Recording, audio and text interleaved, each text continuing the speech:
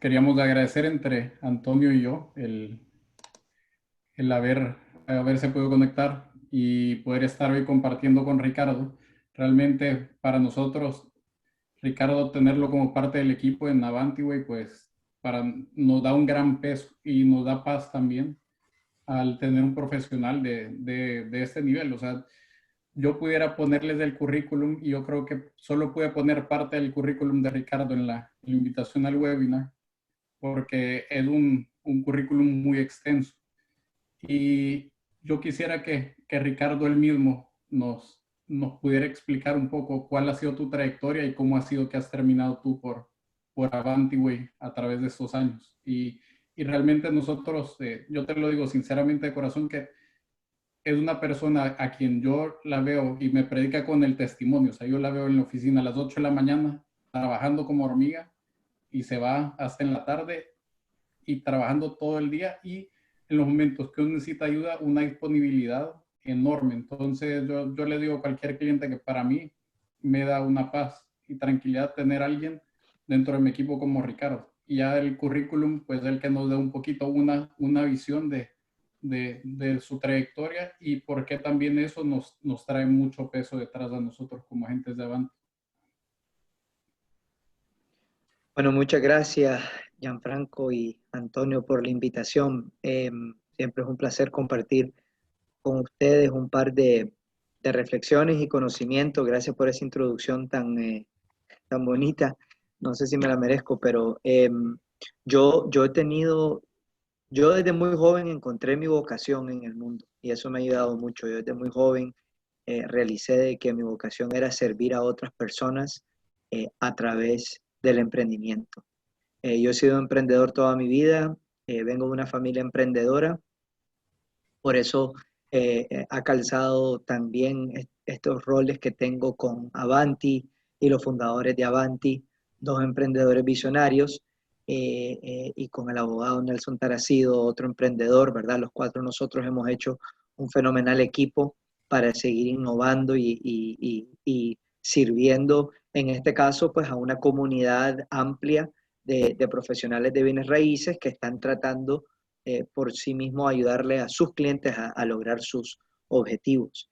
Y por muchos años yo manejé empresas propias eh, y organizaciones que apoyaban a emprendimientos. Por 15 años manejé fondos de inversión de capital de riesgo, que en su naturaleza son para el fomento del emprendimiento en Latinoamérica. Y eso me dio una perspectiva muy amplia de, por ejemplo, algo que me está sirviendo mucho hoy en día, cómo llegar a acuerdo ganar-ganar. La mitad de eso es una cosa filosófica, es decir, que vos entras siempre con la buena fe a tratar de encontrar el bien de las partes, ¿ok? Y siempre buscando ese punto donde las partes puedan quedar satisfechas de que están cumpliendo sus objetivos y están logrando conseguir lo que era más importante para ellos. La otra parte no filosófica es la parte práctica, y de eso vamos a hablar hoy más que nada. Y en la parte práctica hay un par de principios que uno tiene que entender. Ahora, mi trayectoria que me ha traído hacia el mundo del real estate eh, es interesante desde el punto de vista de que dicen muchos expertos que entre más uno se especializa, más valor le puede crear a la persona que necesita sus servicios. Y yo creo que eso sí tiene bastante grado de verdad. Sin embargo, yo nunca logré especializarme en una industria específica. Yo me terminé especializando en destrezas horizontales, si así lo podemos llamar, que se podían aplicar a muchas industrias. Y porque pude ver muchas industrias, desde industrias agrícolas hasta industrias comerciales, hasta industrias de manufactura, industrias de servicios, y tuve negocios y soy socio de negocios en muchos de esos. Y tuve asesorando emprendimientos en muchas de esas, pude reforzar que uno de los principios universales para entender cómo lograr los objetivos empresariales es realizar que no sabemos lo que no sabemos. Suena chistoso decirlo en voz alta, pero hasta que uno tiene la humildad y la capacidad de reconocer de que no sabe lo que no sabe, no logra abrir su mente para captar la información y las señales necesarias para comenzar su exploración real. ¿Okay? Y ese principio de no saber lo que no saber ha sido en parte el approach que hemos tomado para tratar de llevarles herramientas, instrumentos y nuevos conocimientos a nuestra comunidad de real estate, de realtors, y a nuestra comunidad de inversionistas. Porque la mayoría de nuestros inversionistas son internacionales y la mayoría de nuestros inversionistas son personas que invierten en bienes raíces y en negocios en otros países. Entonces, no saber lo que no saber se vuelve un principio poderoso en Estados Unidos, donde las cosas funcionan de una manera muy particular. Y en Estados Unidos somos una colección de 50 estados distintos y cada estado tiene un impacto sobre las leyes, porque cada estado tiene leyes separadas, cada estado tiene un impacto sobre la relación fiscal, porque cada estado tiene sus leyes fiscales, además de las leyes federales, y eso hace de que mucha gente se asusta o porque cree que ya tiene un marco de referencia de su país, cree que va a funcionar igual acá, y ahí es donde comienzan los errores. Esa es la presentación de hoy, ¿verdad? ¿Cuáles son los errores más comunes que uno hace entrando a una situación donde no sabe lo que no sabe? Bueno, Ricardo, muchas gracias. Una excelente introducción. Yo quisiera agregar, bueno, que Ricardo es el enlace entre nosotros los agentes y la parte de la casa de títulos, lo que son los abogados. Él siempre lo repite y siempre seguramente lo repetirá, que él no es abogado, él no es contador, pero de acuerdo a su experiencia y a todo lo que ha vivido, es que nos puede contar experiencias que ha pasado y, por supuesto, siempre tenemos la parte legal o el contador, que es el que va a decir la palabra final, pero nosotros, Ricardo nos da un filtro muy importante antes de llegar a esa conclusión final. Entonces, bueno, viendo el título del seminario, pues cuáles son los 3 errores más comunes, quisiéramos empezar con la parte legal, que una de las partes más importantes, pues, es cuál es el vehículo de inversión que uno escoge. Y hay muchos mitos y muchas cosas que hay por ahí, que es bueno una LLC, una corporación, lo compro a nombre natural. ¿Qué pasa si lo compro a nombre natural? Si nos puedes hablar un poquito de esa parte, que es un error muy común. Pues como dice Antonio, no soy ni abogado ni contador, pero por las cosas de la vida, aquí estamos.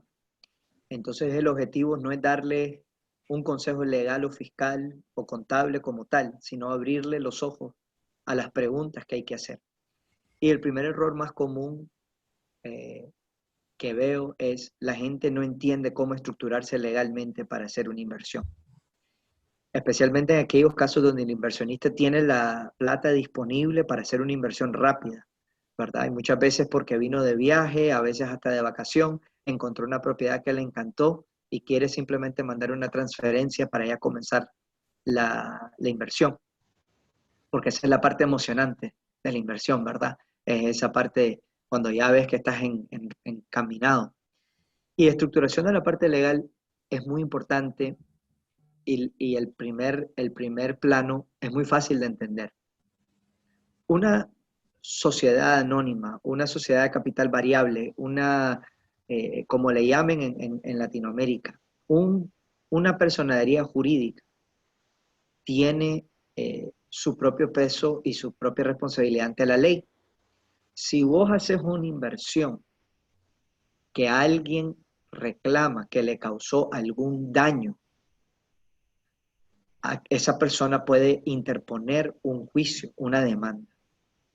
Y no estructurarse con un vehículo legal lo que hace es que expone al individuo a recibir esa demanda. En Latinoamérica existen, por ejemplo, las sociedades anónimas y las sociedades de capital variable, que lo que hacen es que limitan el riesgo de los socios hasta el monto del capital invertido, ¿ok? Con algunas excepciones, ¿verdad? En Latinoamérica, por ejemplo, las excepciones muy fuertes son excepciones laborales. Las leyes laborales son de las leyes que puede ir encima de eso. Acá, tener un vehículo legal depende en parte de qué estado estás, pero asumiendo que estamos en la Florida, tenés un vehículo que se llama LLC, Limited Liability Company, que funciona similar a la sociedad anónima de capital variable. La Limited Liability Company se registra ante el Estado, no tienen que revelarse los socios, lo que se revelan es lo que aquí llaman managers o gerentes, es decir, las personas que están administrativamente responsables por la gestión de la empresa. Eso sí se registra y es lo que el mundo ve. Si ustedes van al website sunbees.org, les presenta el registro de empresas de Florida y ahí ustedes pueden ir viendo la lista y pueden ver quiénes son los managers de cualquier sociedad. Ahora, otro tipo de organización se llama corporación. Entonces pueden ver las siglas CORP o INC, que significa Incorporated o Corporation. Entonces, ¿cuál de los vehículos escoger? Inc. o LLC o otro sinnúmero de variables. En realidad va a depender de una decisión, primero, de quiénes son los socios y de dónde vienen y cuál es el objetivo de la inversión, ¿ok? Y dos, cuáles son los impactos fiscales. Entonces, primer, digamos, la primera lección es la parte legal, primero, es para proteger contra demandas a los activos personales y segundo, se va a relacionar íntimamente con el segundo error que se comete, que es no estar preparado fiscalmente.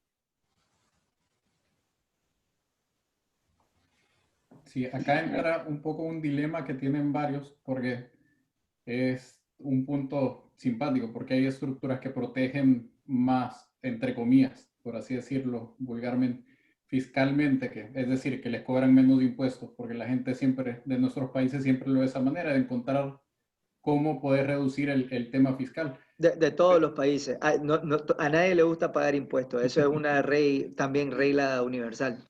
Sí, entonces el detalle es que muchas veces la estructura, digamos, quieren estructurarlo, digamos, el ejemplo de un trust, un fideicomiso para pasarlo a la familia.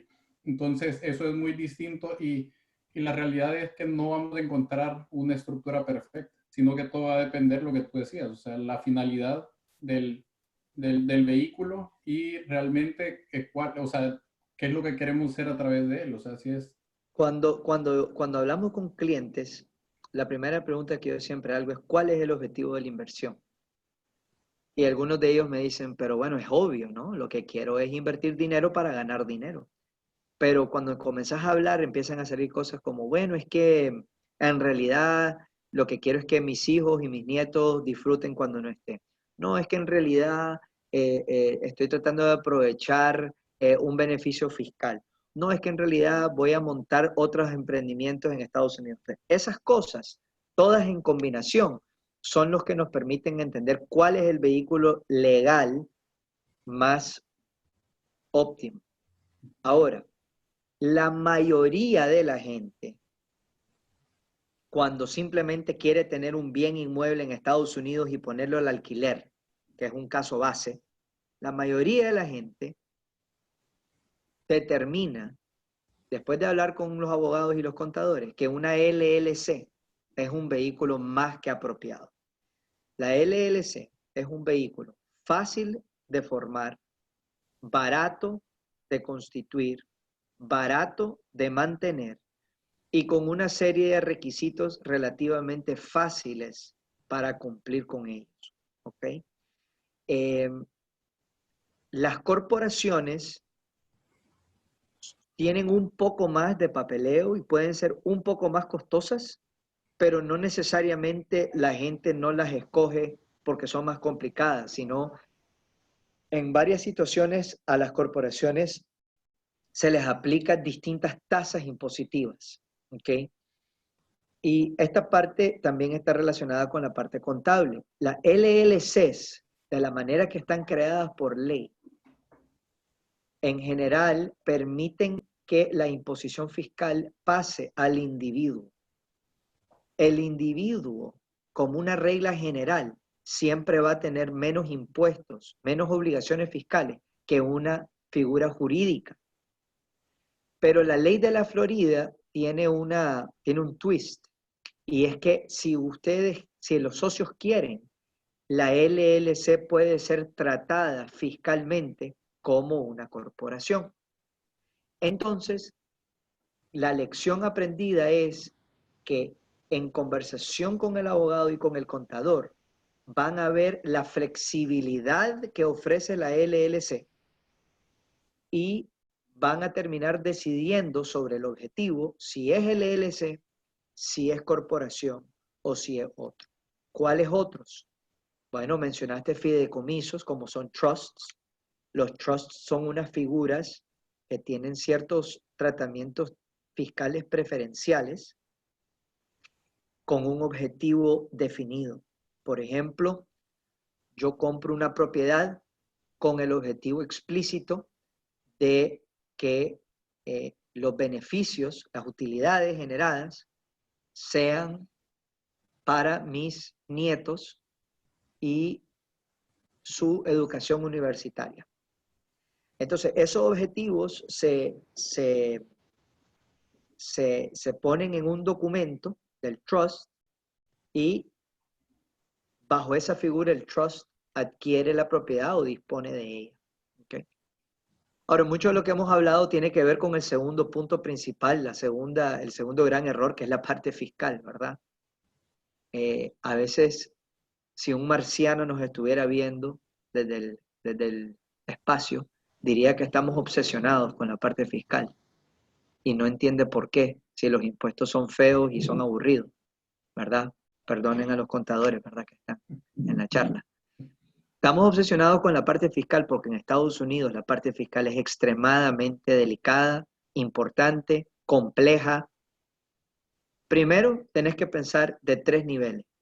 Tenés que pensar del impuesto local o municipal, tenés que pensar del impuesto estatal y tenés que pensar del impuesto federal. ¿Okay? La prosperidad o aparente prosperidad de los Estados Unidos no es una coincidencia del nivel de sofisticación y control fiscal que existe a todo nivel, ¿verdad? Hay una relación.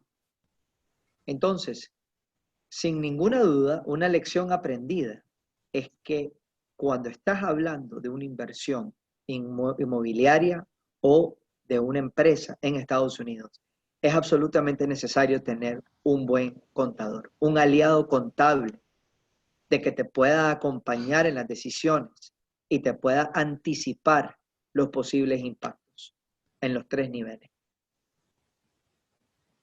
Y dependiendo de esos impactos, te puede influir la decisión de cuál vehículo legal escoger. Ahora, brevemente, los 3 niveles. A nivel local, municipal, tenemos que pensar de los impuestos de la propiedad.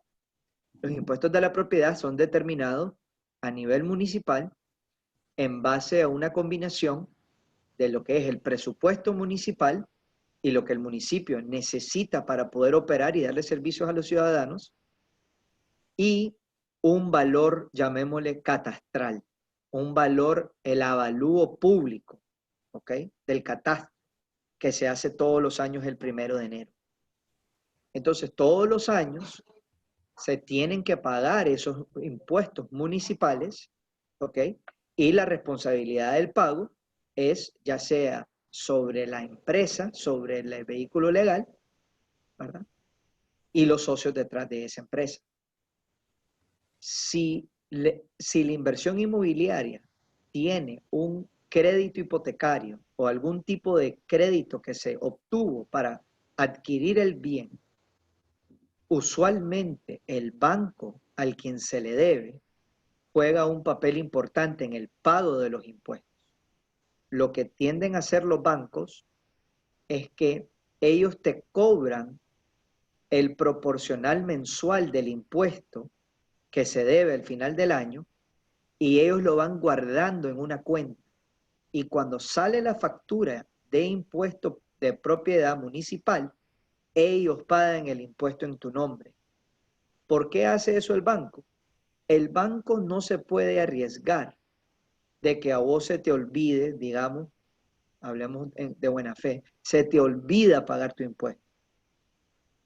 Porque si no pagas el impuesto, la única entidad que tiene más poder en la jerarquía de los embargos a la propiedad, más que el banco, es el Estado. Sea el Estado local, municipal, el estatal o el federal. El federal es el más alto.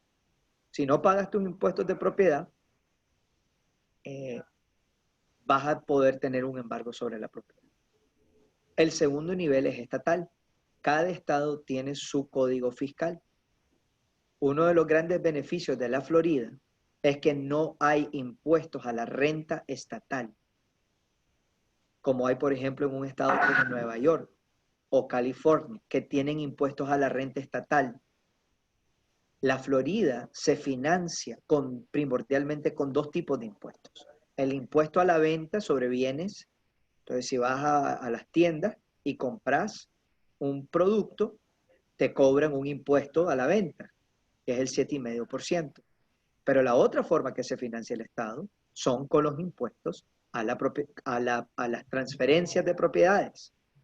Entonces, el día que uno adquiere una propiedad y la vaya a vender, el Estado va a cobrar un transfer tax, un impuesto de transferencia de la venta. ¿Ok? Entonces ese es el segundo nivel de impuesto, el estatal. Y al final tenés el nivel de impuesto federal, donde hay dos impuestos importantes. El primero es impuesto a la renta, que va a ser un impuesto sobre las ganancias que tenés sobre el negocio. Entonces vos compras un apartamento, por decirte, lo alquilas en $1,000 al mes y los costos del apartamento son 800, por decir. Te ganaste $200 mensuales. Son $2,400 anuales. Sobre esos $2,400 de utilidad tenés que pagar el impuesto a la renta. Ahora, lo lindo del real estate es que la ley te permite muchas deducciones. Por ejemplo, depreciación.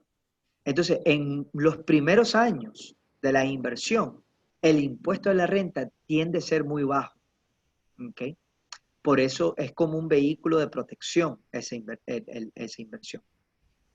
El segundo gran impuesto a nivel federal es el impuesto de ganancia capital.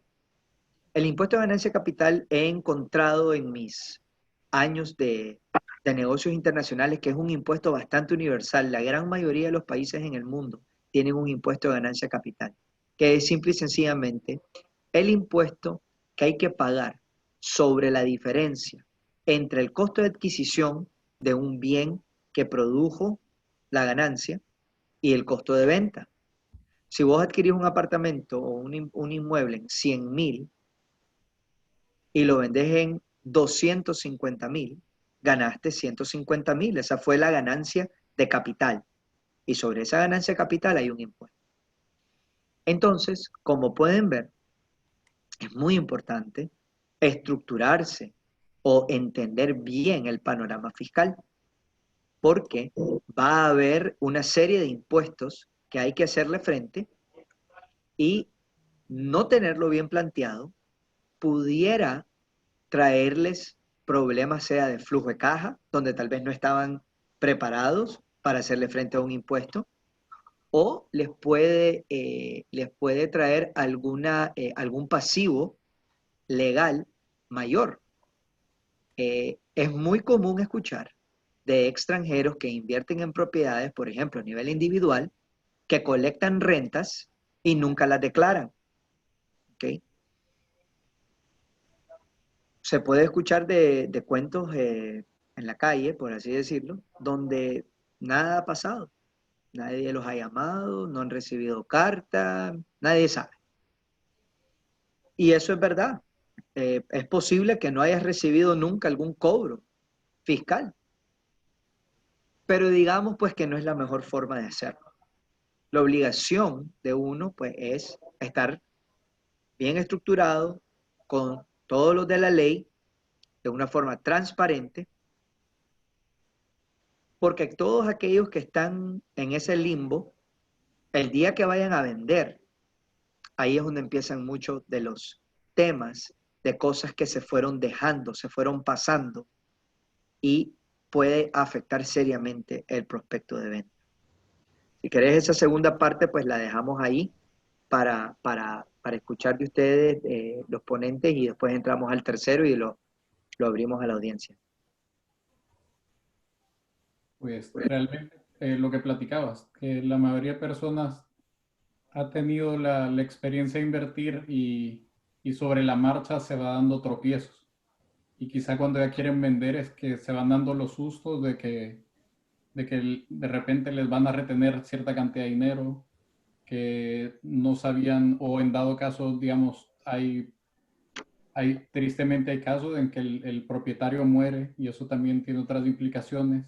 Entonces, toda esa complejidad, si alguien no la conoce desde un comienzo, no va a tomar las mejores decisiones de crear la mejor estructura para cuidar su bien, para protegerse, proteger a su familia y también para evitar problemas, porque al final esto se vuelve un dolor de cabeza cuando se quiere vender la propiedad y quizá en el fondo yo sé que todos nosotros lo que nos interesa y lo que nos buscamos es hacer crecer la inversión de nuestros clientes. O sea, detrás de todo el equipo, toda la asesoría que tenemos es eso, o sea, querer que ellos crezcan su primera inversión y que se vaya creando incluso hasta un portafolio.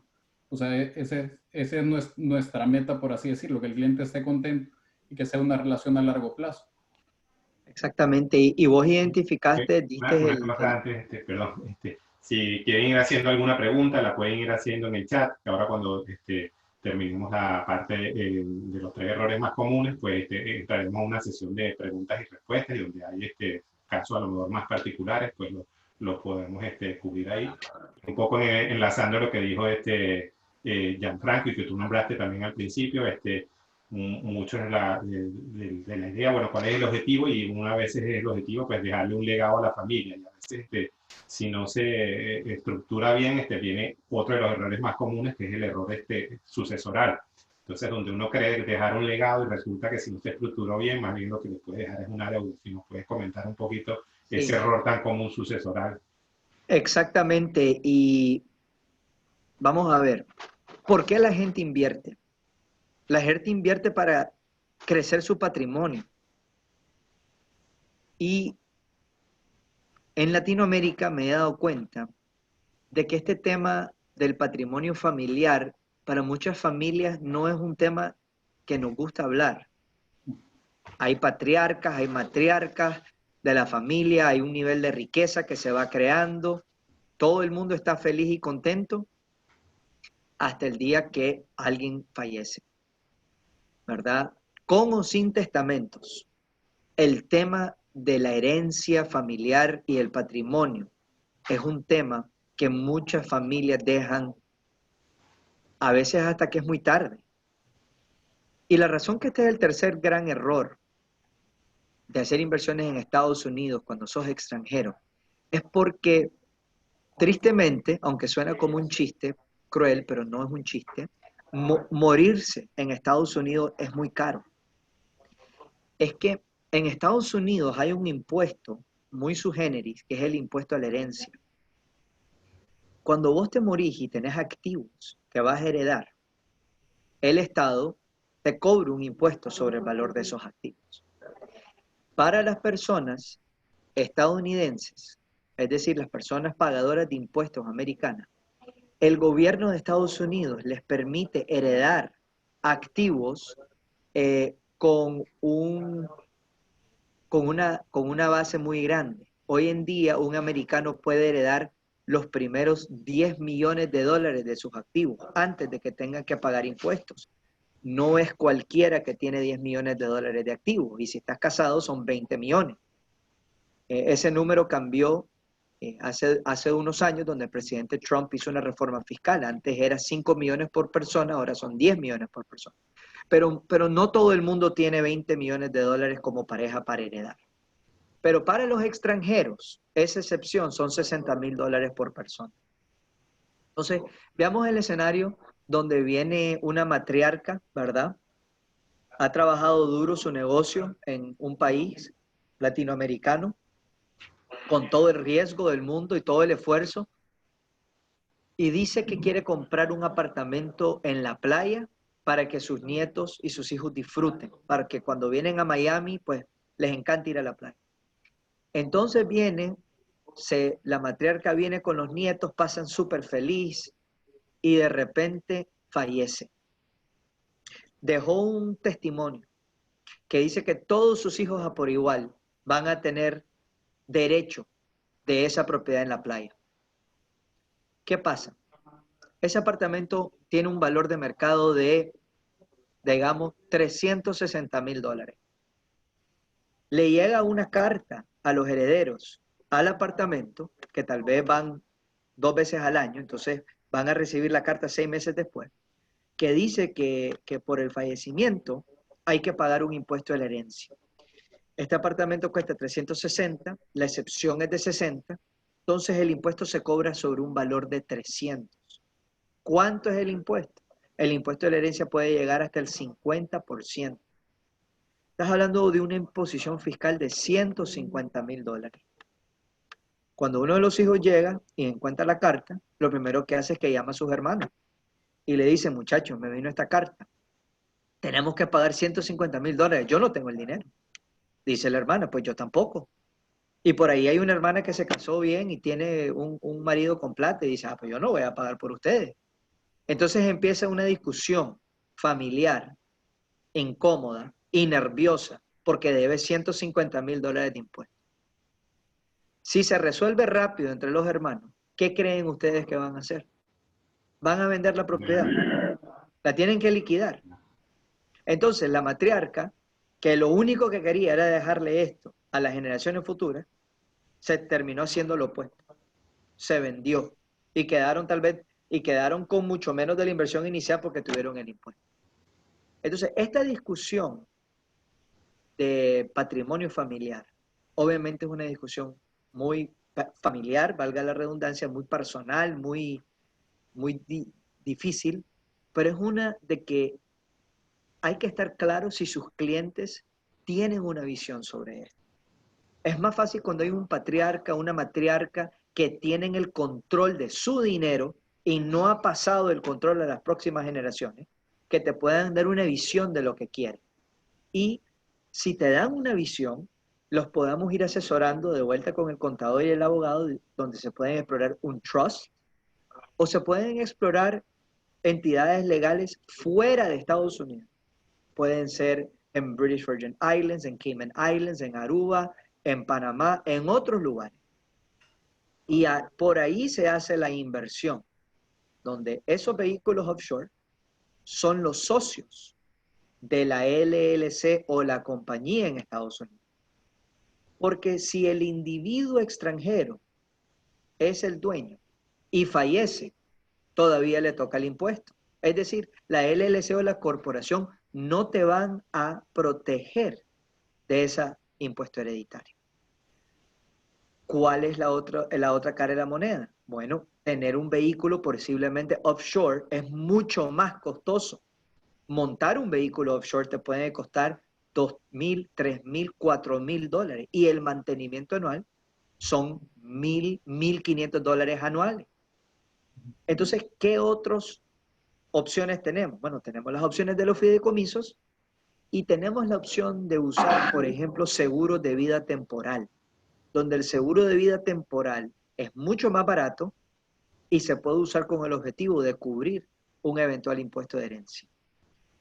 Entonces, Hemos hablado de muchas cosas. Me encantaría dejar pues que los participantes hagan sus preguntas. Y bueno, ojalá que eso les haya dado por lo menos un marco para empezar a abrirle los ojos a los clientes y que empiecen a ver, a saber lo que no saben.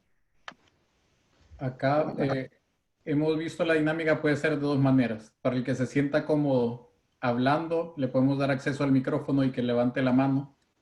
Y al que quiera, que no se anime a hacer la pregunta, pues ya tenemos algunas que ya están por escrito. Entonces, yo creo que podemos comenzar las que están por escrito y luego vamos por las que quedan ya abiertamente. Bueno, aquí Entonces, veo Enrique Rioja, sí, correcto. pregunta, en caso que los inversionistas tengan varios inmuebles, ¿es recomendable estructurar o constituir una LLC para cada bien? Gracias, Enrique, por la pregunta. Hay razones por las cuales hace sentido hacer una LLC por cada bien. La más básica es si tenés un problema con un bien, no impacte el otro. Pero hay muchos casos donde hay 2 o 3 propiedades por cada LLC. Eso termina siendo un poco una preferencia muy caso por caso. Hay estructuras, por ejemplo, donde tenés 1 o 2 inmuebles por LLC y el socio de cada una de esas LLC es otra LLC que le llaman el famoso holding company. Y la holding company es donde se toman las decisiones. Ahí ya estamos entrando en materias bastante más complejas, donde ya ahí les recomendaría a los que les interesa una reunión muy puntual con alguien, con un contador, con alguien fiscal y con alguien legal que pueda ver por qué alguien quisiera hacer ese tipo de estructura, pero sí conozco pues de ambos casos. Múltiples bienes en una LLC, pero si se pudiera hacer un bien por LLC, también daría la mayor flexibilidad, sin aumentar demasiado los costos. Bueno, yo por aquí veo otra pregunta, Ricardo, que la pregunta Ramiro Gómez dice que si el FIRPTA es igual para personas extranjeras y la LLC con socios extranjeros. Para los que no conocen del amigo FIRPTA, el amigo FIRPTA es un amigo que asusta a todo el mundo. Y FIRPTA se refiere a una ley federal donde esencialmente el gobierno de Estados Unidos creó una ley porque no confiaba en que los extranjeros estuvieran pagando los impuestos de ganancia de capital. Acuérdense que hablamos de varios impuestos. El FIRPTA específicamente se relaciona con el impuesto de ganancia de capital. Entonces, ¿qué pasaba? Los extranjeros vendían sus propiedades, ganaban un montón de plata, agarraban la plata, se montaban en un avión y desaparecían. Entonces, el único momento que el fisco tenía para tratar de recuperar plata era el momento de la venta. Y lo que hicieron los americanos es que pusieron la responsabilidad sobre el pago del impuesto del vendedor extranjero, le pusieron la responsabilidad al comprador y le dijeron al comprador, mire comprador, yo te voy a responsabilizar que vos averigües bien si tu vendedor es extranjero o no. Si tu vendedor es extranjero y vos no le haces una retención que me vas a mandar a mí para yo después presionar a que me hagan una declaración fiscal, entonces yo a vos, comprador, te voy a cobrar porque yo sé dónde viví, literalmente, porque conoces a dónde está la propiedad. Entonces los compradores no se arriesgan. Los compradores agarran esa retención del dinero que ellos van a usar para pagarle al vendedor. En otras palabras, el gobierno americano tiene como principio que todo el mundo es extranjero a menos que puedan comprobar que no lo son. ¿Qué pasa con las LLCs? Las LLCs no necesariamente liberan la responsabilidad del FIRPTA. Si en una LLC hay un solo socio y ese socio es extranjero, FIRPTA todavía aplica.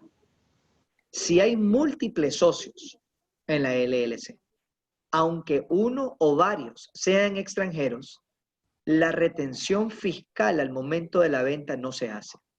Pero luego, cuando hay una distribución del capital de los socios, sí pueden haber retenciones. Cuando son corporaciones, la corporación no está sujeta a FIRPTA. La ley FIRPTA es una ley que su ejecución está en manos, en realidad, de contadores, porque es una ley fiscal.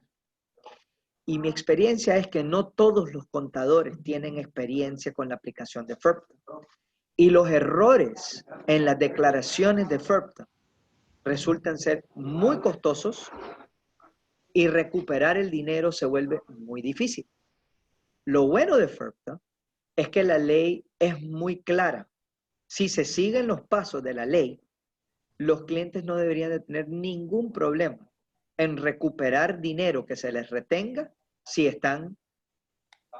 son elegibles para una devolución de dinero. Bueno, Ricardo, yo quisiera agregar una experiencia que yo tuve antes de ser agente inmobiliario y de tener una buena asesoría. Pues vendimos una casa y el cheque nos tardó 2 años en llegar. Llegó por correo ordinario, llegó al país de origen donde estaba la dirección de correspondencia y bueno, llegó.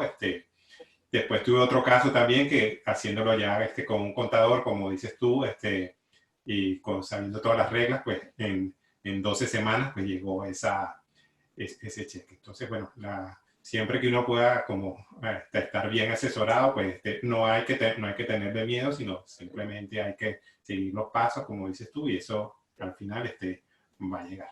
Viniendo de Latinoamérica, a nosotros nos meten en la cabeza desde que somos chiquitos, en la mayoría de los hogares latinoamericanos, que en el gobierno no puedes confiar que te regrese un peso. Si vos le vas a dar un peso a tu gobierno, no lo vas a ver nunca de regreso. Acá, también créanme que hay desconfianza, pero he visto decenas, por no decir cientos de casos de FIRPTA. Y si el gobierno te retiene más de lo que vos debes en impuestos, ellos te regresan esa diferencia. Por ende, FIRPTA, lo que es, para que el amigo no sea tan miedoso, FIRPTA es una invitación a declarar. Si vos declarás correctamente y resulta, por ejemplo, que en esa declaración no debes dinero, te lo van a regresar todo. Lo que el gobierno es que quiere saber, especialmente en el ambiente de hoy en día, que con coronavirus o no coronavirus, la incidencia de lavado de dinero y de dinero relacionado al narcotráfico, hoy en día los gobiernos a nivel global están haciendo lo que puedan para eliminar ese tipo de dinero del sistema. Y mucho de ese dinero ha pasado por inversiones inmobiliarias. Entonces, si el gobierno tiene cierto nivel de conocimiento y control sobre cómo se está moviendo ese dinero, el gobierno prefiere regresarte toda la plata, pero ya sabe que tu plata es limpia. Y esa protección es para todos, porque todos nosotros que estamos en esta industria, que estamos con dinero bien habido, que estamos haciendo transacciones transparentes para crecer la riqueza de nuestros clientes, queremos tener ese marco jurídico que nos va a proteger. Porque si el marco jurídico está muy gris, entonces nunca se puede diferenciar entre el buen dinero y el mal dinero. Y todos nosotros que estamos al lado del bien con el buen dinero, pues nos conviene que nuestro gobierno nos respalde en el momento que nosotros lo necesitamos. Y por eso es que FIRPTA, así es como FIRPTA, yo lo racionalizo como un buen amigo, porque al final es una invitación a que todo se mantenga limpio. Acá hay otra pregunta de Patricia Ortiz que dice: buenas tardes, si el inversionista se estructura, ¿es bajo el nombre de esta estructura que se solicita el préstamo, financiamiento? ¿Es bajo este nombre bajo el cual se abre la cuenta bancaria? A nivel básico, Patricia, sí. Es decir, cada banco va a tener sus reglas de a quién le puede prestar y a quién no. Hay algunos bancos que con ciertos tipos de préstamos no puede prestarle a LLCs. Hay otros bancos que con otros tipos de préstamos únicamente le puede prestar a LLCs o a corporaciones. Entonces, el nombre al nombre el nombre que está en el título de la propiedad es en teoría el nombre que va a estar en la hipoteca. Entonces, si formas una LLC que va a ser el dueño del bien inmueble, en teoría esa LLC, si va a pedir un préstamo, va a tener la hipoteca a nombre de la LLC. Ahora, eso no elimina que algunos bancos, cuando financian a una LLC, pidan una garantía personal o pidan una firma solidaria personal del socio. Eso ya son detalles de cada banco. Para abrir una cuenta bancaria a un nombre de una LLC, se requiere de un número de identificación fiscal corporativo. Igual que en Latinoamérica, hay dos tipos de números de identificación. Uno es el número de identificación que cada uno de nosotros tenemos como individuos. Por ejemplo, en muchos países está en la cédula de votación o en la cédula de identidad, ¿verdad? Aquí en Estados Unidos es el Social Security Number. Y después tenés la identificación fiscal corporativa. En algunos países le dicen el RUC, ¿verdad? Acá se llama EIN, EIN, Employer Identification Number. Entonces, Social Security Number para individuos, EIN Number para, para entidades legales. Si no sos un US taxpayer, en general no podés tener un Social Security Number. Yo sé que hay muchos casos de latinoamericanos que en los años 50 y 60 y 70, incluso en los 80, vinieron a Estados Unidos como estudiantes y en ese contexto el gobierno americano todavía daba Social Security Number, pero tal vez vos no has declarado, nunca has declarado impuestos porque viniste en los 80 y te fuiste y nunca viviste acá. Hoy en día, si sos extranjero y tenés un número de identificación fiscal individual, te dan un ITIN, Individual Taxpayer Identification Number. Entonces, en resumen, para individuos necesitas un ITIN si tenés una actividad fiscal y para empresas tenés un EIN, Employer Identification Number. Y ese número de identificación, el banco lo requiere para abrirte la cuenta en nombre de la empresa. Claro, hay otra pregunta que es bien interesante, que es uno de los errores. Bueno, ya se cometió el error, básicamente. Entonces aquí pregunta Catherine Valverde, si un inversionista extranjero peruano ya compró un departamento de $150,000 a nombre personal, ¿qué debe hacer ahora para protegerse? Además, ya está mayor, por ese monto debe comprar seguro de vida temporal. ¿Qué puede hacer en ese caso si ya se cometió el error de comprarla a nombre natural? Es una excelente pregunta y es una situación muy, muy común, muy común. Lo primero que hay que entender es si esa propiedad está hipotecada.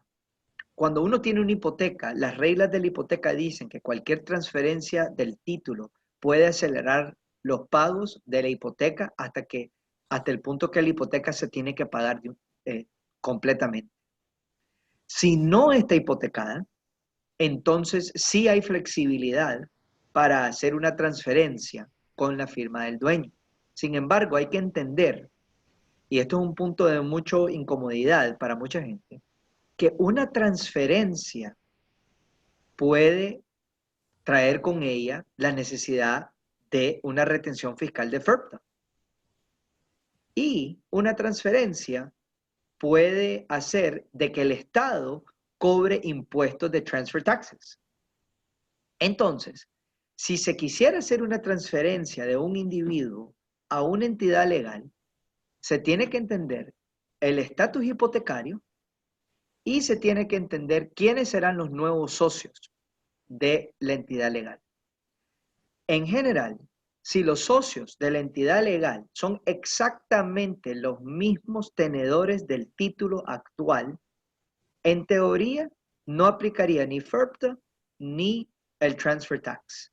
Y les digo en teoría porque eso se ve caso por caso. La responsabilidad le va a caer a cada dueño. Entonces no van a poder decir, ah, no, pero es que me dijo un amigo mío que ya lo hizo, que no me preocupara y que lo hiciera el quit claim deed y así se transfería. Y yo eso no se los recomendaría. Yo les recomendaría que en cada caso hablen con alguien profesional que los pueda asesorar, ¿ok? Para que Claro. no tengan problemas después. Podrías nombrar qué es el quick claim deed, que se oye mucho en la calle, si podrías decir qué es eso, que es Sí, una figura que se escucha mucho y podrías desmitificarlo, pues, o para cuál es su uso correcto. el quit claim deed, echemos un pasito para atrás. ¿Cómo se llama el documento que te certifica que vos sos el dueño de un bien inmueble? Ese documento en español lo llamamos el título de la propiedad. En inglés ese documento se llama un deed. Por lo menos en la Florida se llama un deed, porque en otros estados se llaman otras cosas. Pero en Florida se llama un deed. D-E-E-D, deed. Hay diferentes tipos de deed. ¿Qué significa tener un tipo de deed u otro tipo de deed? Tiene que ver con los derechos que se están transfiriendo sobre la propiedad. Un warranty deed o un general warranty deed es un tipo de deed que transfiere la máxima cantidad de derechos y todos los derechos que tenía el dueño anterior son transferidos. Un quit claim deed es un tipo de deed que no transfiere ninguno de los derechos que tenía la persona anterior. Y los quit claim deeds se deberían de usar en casos muy particulares y con mucha delicadeza, como por ejemplo una transferencia de un dueño individual a una LLC que él o ella son los mismos socios. ¿Por qué? Porque vos estás transfiriendo tu derecho con un quick claim deed sabiendo los derechos que vos ya tenías.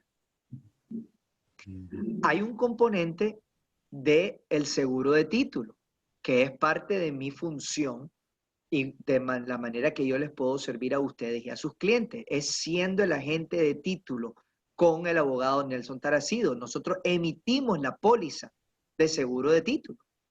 Cuando se hacen quit claim deeds, se puede perder la cobertura de la póliza de título. Entonces, por ejemplo, si yo soy el dueño de un bien inmueble y hago una LLC y en esa LLC los socios son diferentes, el seguro de título se pierde. Entonces, además de que no transferiste todos los derechos en el deed, no está protegida esa propiedad sobre un reclamo de una situación en el pasado. Entonces, tal vez en otra ocasión hacemos un webinar sobre lo que es el title insurance y lo que es el seguro de título, pero esos son los peligros de hacer el quick claim deed equivocadamente. Y yo he visto quick claim deeds donde la gente va a una librería local o a Office Depot y se compran un formulario y lo hacen a mano y lo firman y lo registran. Y también he visto cartas del departamento de la Dirección General de Impuestos del Estado, que se llama el Florida Department of Revenue, y créeme que no quieres recibir una de esas cartas. Porque en esa carta te van a cobrar todo lo que no pagaste, más intereses moratorios, más penalidades. ¿Ok? Entonces,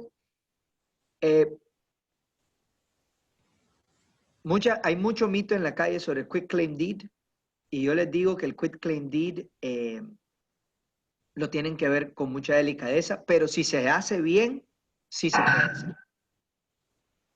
Acá hay un comentario de Pablo Bedoya, dice buenas tardes, para los inversionistas extranjeros, ¿cuál es el mejor vehículo para comprar un inmueble?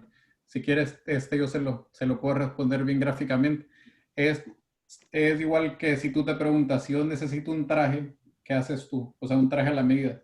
¿Vas a la tienda y compras cualquier traje o vas al sastre y le pides que te lo haga a la medida?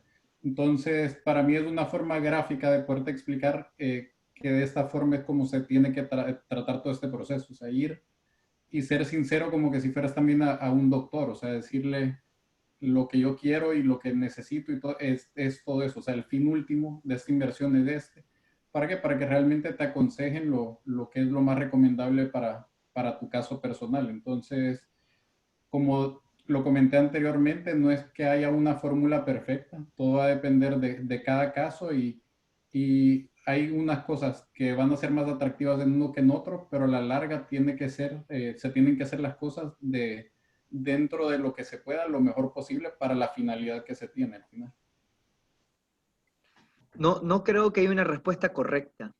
Yo creo que, como dice Gianfranco, cómo adquirir el bien inmueble va a depender un poco de los objetivos que se puedan entender, ¿verdad? Para lograr la inversión. Siempre, pues, lo que nosotros buscamos siempre es, como dice Gianfranco, es ese traje a la medida porque eso optimiza el escenario de ganar-ganar. Y acá, cuando estás haciendo una inversión y estás haciendo las proyecciones de los retornos, el que no toma en cuenta la parte impositiva, pues puede llevarse una gran sorpresa. Entonces, si la parte impositiva impacta seriamente sobre los retornos de inversión, entonces hay que optimizarlos. Y por eso es que vale la pena esa exploración del traje a la medida, como dice Gianfranco, al comienzo o lo antes posible. Ahora, si ya está hecha la inversión, de ahí en adelante, ¿qué hacemos pues para optimizar nuestra posición? Bueno, aquí Muy siguiendo bien. con las preguntas, pues nos pregunta Felipe Contento. Una propiedad está a nombre de una LLC con 2 socios extranjeros. De repente, uno de los socios muere y no tenía testamento. ¿Qué pasaría con la LLC? Ese socio que muere estaría sujeto a pagar un impuesto de sucesión. Es posible, es muy posible, porque una LLC cuyos bienes son exclusivamente bienes inmuebles, se considera que la LLC tiene el valor de los bienes. Es decir, es como que la LLC es el bien, ¿ok? O el bien es la LLC, el bien inmueble es la LLC. Entonces, si el valor de las acciones es igual al bien del inmueble y la persona que falleció, por decirte, tiene el 50% del bien, entonces hagamos la matemática. Yo no tengo idea pues de este bien, pero digamos que el bien digamos que el bien tenga un valor de $200,000 y hay 2 socios 50 y 50. El socio fallecido tenía valor 100,000. La excepción es 60,000. La diferencia es 40,000. La imposición sobre 40, digamos que sea 40%, 40% de 40,000 son 16,000. No, 4 por 10, Sí, sí, sí. ¿sí? 16,000. Entonces, eso pudiera ser la imposición. Ahora, esa matemática hay que hacerla con un contador, ¿ok? Y recomendaría asesorarse bien, eh, porque pues la realidad de las cosas es que la ley también permite ciertas excepciones. Pues no estamos aquí para solo regalarle el dinero al gobierno, si no, no hubiera chiste. Entonces, la ley pues tiene ciertas protecciones, ¿verdad? Y el gobierno de Estados Unidos en realidad es un gobierno que lo que quiere es promover la inversión, no espantarla. Entonces, aunque solo hemos hablado de las pesadillas, pues en realidad, si no hubiera tanta oportunidad, no hubiera tanta gente queriendo invertir acá, porque aquí hay muchas cosas a favor de la inversión. La liquidez de los mercados, la estabilidad de los valores de los activos, el Estado de Derecho y el marco de ley, eh, acceso a capital, eh, un mercado muy grande de pagadores, de personas con capacidad de pago. Entonces, yo exploraría esa pregunta pues, con un contador que entienda bien ese tema para ver en realidad qué hay que hacer para minimizar el impacto del impuesto. ¿Tiene alguna otra pregunta, Gianfranco, o sigo por aquí Bueno, con... aquí hay Patricia, preguntaba nuevamente cuál es el porcentaje promedio de FIRPTA. Buena pregunta. La retención de FERPTA por ley es 15%. La ley tiene varias excepciones. Una excepción común es cuando el comprador va a vivir en la propiedad. Ahora, solo un individuo puede vivir en la propiedad. Entonces, si un inversionista está comprando la propiedad bajo otra LLC, la retención del 15% completo va a tener que lograrse. Pero si alguien va a vivir en la propiedad y ese alguien está dispuesto a firmar una declaración jurada que va a vivir en la propiedad, la ley te presenta 3 niveles de retención. En el nivel 1, si la propiedad es menos de $300,000 y el comprador va a vivir en la propiedad, la retención es 0. Si la persona va a vivir en la propiedad y el bien vale entre $300,000 y $1,000,000, la retención es el 10%. Y si el bien inmueble cuesta más de $1,000,000, no importa si van a vivir o no, la retención es el 15% del precio de venta. Las retenciones son del precio de venta, no de la ganancia. El impuesto es sobre la ganancia, pero la retención es sobre el precio de venta. ¿Por qué? Porque usualmente la retención sobre el precio de venta, en casi todos los casos, va a ser mayor al impuesto debido. Entonces, así el gobierno se asegura que tiene suficiente para cubrir el impuesto probable. Aquí hay otra pregunta que nos dice David. Dice, ¿todas las propiedades entran en esa ley? Me imagino que se refiere al FIRSTA, o hay un montón en la cual la propiedad queda exenta. Yo me imagino que no van por la propiedad, sino por el propietario, por el dueño, ¿no? FIRPTA le aplica a propietarios extranjeros. FIRPTA le aplica a propietarios extranjeros. Entonces, si una LLC tiene un propietario, un dueño, y es extranjero, le va a aplicar. O si los extranjeros compran a nombre individual, les va a aplicar, tanto en la venta como en la transferencia. Y por eso es que decía que los quick claim deeds son muy peligrosos, porque mucha gente que hace quick claim deeds, o por lo menos con que yo tengo contacto, son gente extranjera y no hicieron la retención. Y pueden tener después un pasivo fiscal muy, muy fuerte, que no había necesidad para hacerlo, ¿no? Es decir, si se prepara bien, se puede hacer la transferencia del inmueble, ¿verdad? Y minimizar el impacto de la retención.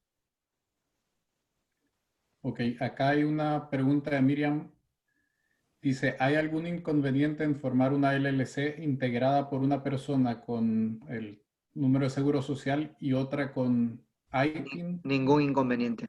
Y luego está la siguiente pregunta que hace, ¿hay algún inconveniente en que la LLC integrada por 2 personas, ambas con Social Security Number, compren propiedades y se las vendan a una segunda LLC integrada por una de esas mismas personas y otra con el ITIN? Vos le podés comprar y vender al quien esté dispuesto a comprar y venderte. Y aquí no hay restricciones de socios. Podés tener un socio extranjero con un socio nacional, 2 socios extranjeros, entre ellos pueden ser empresas, los socios, entonces en eso no hay restricciones. ¿Tiene alguna ventaja de que haya algún socio americano en las corporaciones, en la LLC, cuando uno está con un extranjero? Que eso es una pregunta que surge mucho. Es una pregunta muy, muy común que a mí me lleva a hacer muchas preguntas adicionales para entender qué es lo que quieren entender, ¿verdad? Con la pregunta. A nivel general, las obligaciones de reportería fiscal para los nacionales es muy fuerte. Entonces, es decir, no le veo la desventaja o ventaja ni para el nacional ni para el extranjero de estar juntos, aunque hay muchas implicaciones distintas, ¿no?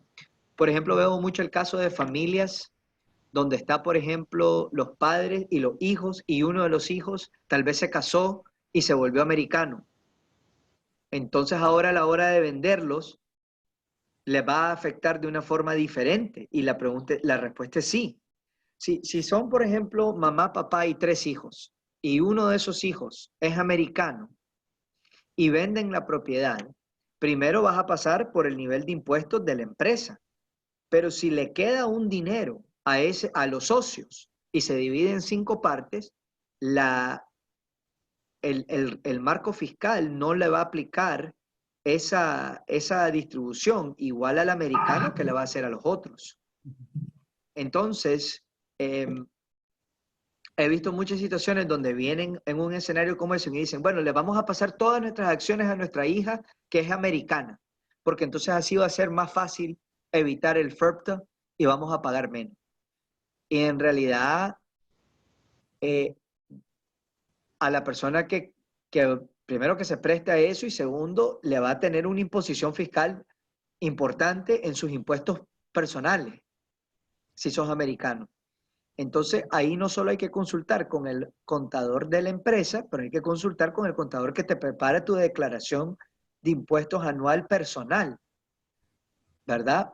Por ejemplo, ¿qué pasa si vos tenés un hijo o una hija en la universidad y vos aplicaste para algún tipo de financial aid, algún tipo de ayuda financiera? Esa ayuda financiera se basa en tu declaración de impuesto personal. Si de repente se liquida un bien inmueble que en realidad la plata la puso papá o mamá, pero te metieron a vos en la sociedad porque alguien les dijo que de esa manera iban a pagar menos impuestos, cuando vos reflejes eso en tu impuesto personal, pudieras pasar a otro nivel y pudieras perder el financial aid de tus hijos. Estoy seguro que el abuelo y la abuela nunca quisieron esa intención. Entonces, sí, es tan sencillo como asesorarse bien.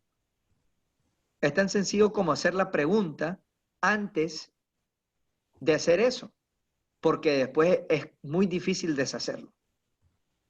Sí, y a plano personal yo llevé a unos clientes que alguien vive acá y otros viven en Panamá y el contador les hizo toda la explicación, les dio el desglose.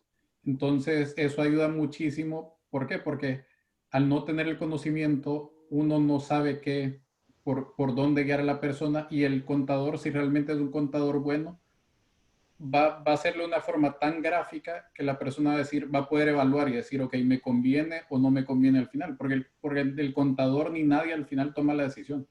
O Y sea, aquí viene en juego de qué país es la persona, sí, porque diferentes países tienen diferentes tratados fiscales con Estados Unidos y diferentes países tienen diferentes requerimientos fiscales. Por ejemplo, hace unos años, pues, en los últimos años he tenido muchos inversionistas colombianos y ellos me dijeron, me enseñaron que en Colombia tenés que declarar en tus impuestos colombianos si tenés inversiones en bienes raíces fuera. Entonces, si sos colombiano, tenés que estar preparado para eso. sí. Acá hay una pregunta de Luis que dice, si no tengo cuenta bancaria a nombre de la LLC, ¿puedo usar una cuenta a nombre personal de los socios de la LLC, tanto a efectos de pagar la compra de la propiedad como para recibir los alquileres y pagar gastos?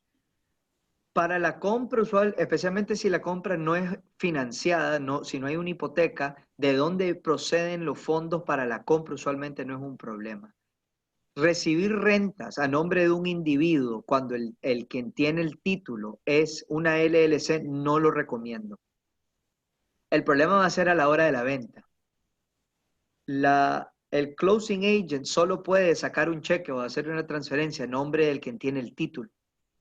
Entonces, si no tienen una cuenta bancaria, para no atrasar el cierre, van a sacar un cheque a nombre de una LLC y después que los socios vayan a ver en qué banco van a abrir una cuenta para depositarlo. Entonces, si hay una LLC y están cobrando rentas, creo que lo más recomendable es tener una cuenta bancaria a nombre de la LLC. Y aquí pregunta Eduardo, ¿cuál es el costo aproximado de una póliza temporal que cubre el estate tax por cada $100,000 de cobertura? Es una excelente pregunta y no tengo una respuesta porque eso varía muchísimo por la edad de la persona, Salud. particulares sobre sus niveles de actividades personales. Por ejemplo, no va a ser igual alguien que sea fumador a alguien que no sea fumador, alguien que sea viajero frecuente a que no sea viajero frecuente. El país de procedencia, hay ciertos países que no los puede cubrir las pólizas, y la edad, obviamente. Habiendo dicho eso, eh, las pólizas temporales usualmente se hablan de 30 años, pero hay pólizas de 10 o 15 años.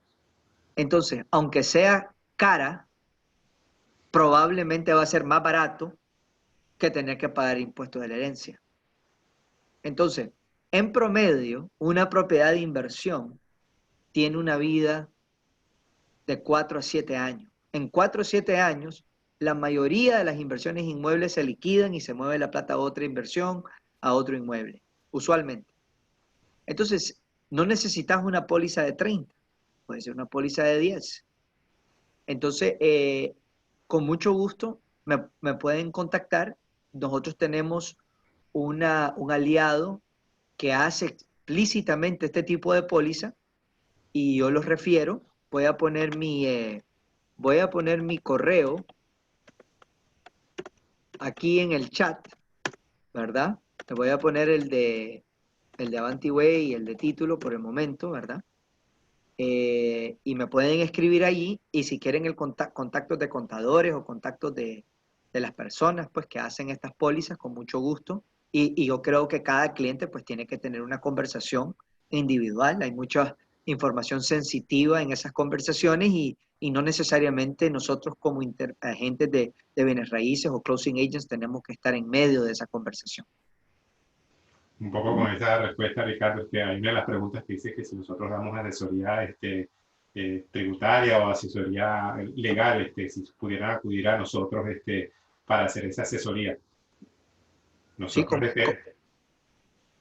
sí, nosotros lo que hacemos, bueno, como bien Ricardo es el enlace, como bien lo han visto, entre la parte de nosotros los agentes y la parte legal, la casa de títulos, los contadores, o sea que lo mejor es como Ricardo sería el punto de encuentro y él es el que lo puede filtrar para muchas otras situaciones. Así que sí le podemos dar esa asesoría, no nosotros personalmente, pero sí tenemos colaboradores con los que trabajamos estrechamente que sí le pueden dar esa asesoría y resolver el problema que tengan.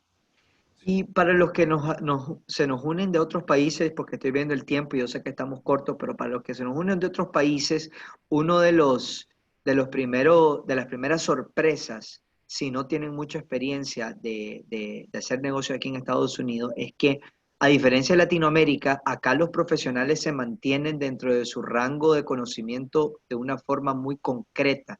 En otras palabras, los abogados y los notarios en países latinoamericanos te hacen todo.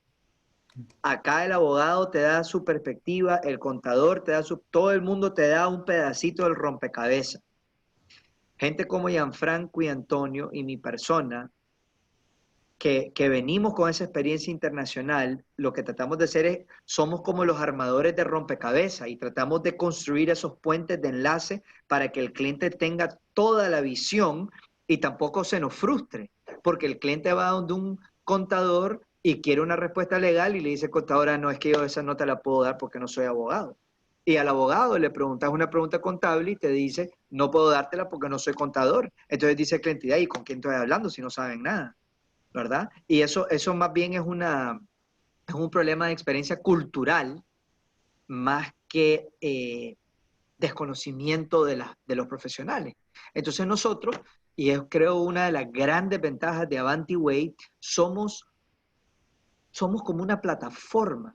Nosotros estamos aquí para resolver problemas, armar rompecabezas, para crear y crecer patrimonios de bienes raíces. Y si lo que nos toca es poner a todo el mundo en la mesa y hacer un conference call, pues vamos a ejecutar eso, ¿ok? Y eso es importante, pues, que los clientes sepan, porque es una gran diferenciación, creo yo, pues, con otras compañías que mandan a cada quien, pues, a investigar, y por eso es que mucho de la gente que investiga solo, pues, encuentra en la calle una respuesta y se va con esa respuesta. Sí, también, pues bueno, ahorita realmente nos hemos alargado un poco más.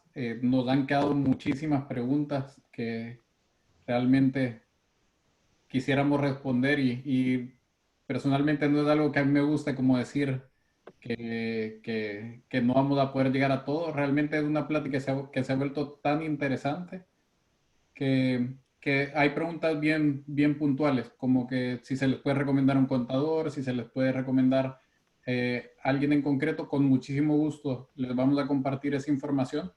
algo que para los que no son de la familia de Avanti, algo que es bueno que entiendan que dentro de un solo paraguas, por nuestra dinámica, cómo funcionamos como empresa, nosotros llamamos que somos un one-stop shop.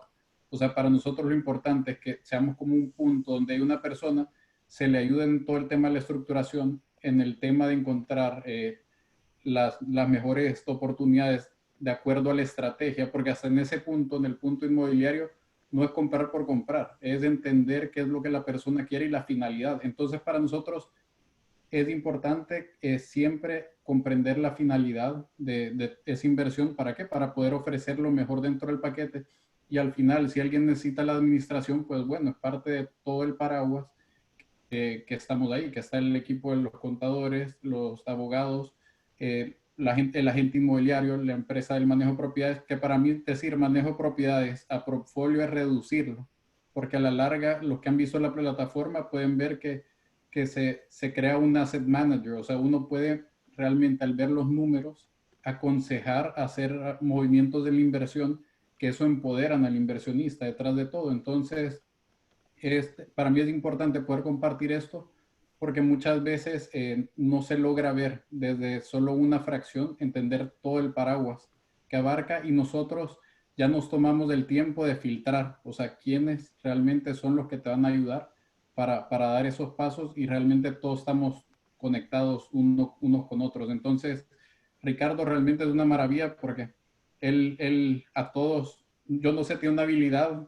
enorme que es un conector. Realmente a todos nos ayuda. Alguien llega con una pregunta, él te dice, ok, habla con esa persona, tal, tal. Y para mí es un eje muy importante dentro de toda nuestra estructura. O sea, y me gusta que Ricardo lo sepa porque muchas veces no se lo decimos personalmente. Pero sí, sí, para nosotros es una persona clave para poder lograr todo eso. Bueno, yo creo que aquí en la charla quedó evidenciado que todas las preguntas que salieron, pues Ricardo las respondió con mucha precisión y les dio muy buena dirección y seguramente hay otras preguntas, así que no hay ninguna duda de que, bueno, Ricardo, si no tiene la respuesta, pues sabe a quién dirigirla, pero tienes la capacidad como para aglutinar todo y dar una amplia visión. Yo creo que como cierre, pues podemos decir que, bueno, lo importante es, bueno, tener en cuenta todos estos vehículos que son vehículos de protección, son como vehículos de cortafuegos, que a lo mejor muchas veces por querer ahorrarse a lo mejor $500 o $1000 que pudiera crear una compañía, al final cuando uno tiene que pagar unos impuestos o tiene que cumplir ciertas obligaciones, esos $1000 se quedan en nada. Entonces, eso es lo que creemos que lo que tratamos de darle la visión a los nuevos inversionistas, que eso no es un gasto, no es un costo, sino es una protección. Y como todo inversionista, pues todos medimos el nivel de riesgo. Entonces, va a depender del nivel de riesgo que queramos asumir. Si quieres un riesgo más grande, pues a lo mejor no utilizas unos canales unos vehículos de inversión. Si tú te quieres proteger, pues bueno, vas utilizando todos los canales y te vas asesorando bien para tener tu inversión protegida. Eso está muy bien dicho, Antonio, y me alegra que lo hayas tocado porque es muy importante aclarar de que nosotros no solo atendemos a realtors de Avanti Way, nosotros asesoramos a agentes inmobiliarios de cualquier agencia y de cualquier parte del mundo si sus clientes quieren venir a invertir acá, ¿verdad? En la Florida o en otros estados. Y es muy importante, ¿verdad? Y para cerrar el círculo, nosotros todos somos emprendedores, todos estamos aquí remando hacia la misma dirección de la creación de riqueza para nuestras familias, para servir a nuestros clientes, para ayudar a que el patrimonio de nuestros clientes crezca. Entonces nosotros también estamos muy conscientes siempre de la optimización de gastos. Es decir, aquí no estamos para innecesariamente recomendar cosas que le cuesten más a un cliente. Cada centavo vale y duele.